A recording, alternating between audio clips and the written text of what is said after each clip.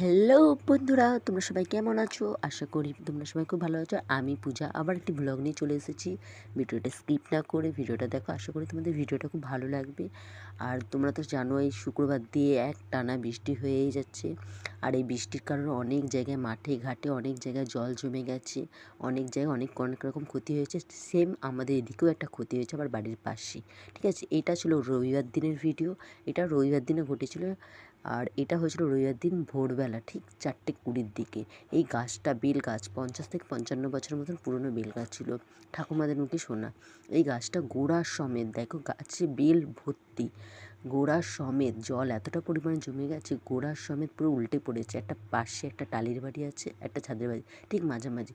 ভাগ্যিস ঠাকুর করে টালির বাড়িতে কেউ ছিল না, ওদের বাড়ির লোক বেড়াতে গেছে। আর এমনভাবে পড়েছে পাঁচিল সমেত, ওদের ছাদের পাঁচিল ভেঙে গেছে, ল্যাম্প পোস্ট উল্টে গেছে, তার ছিঁড়ে গেছে।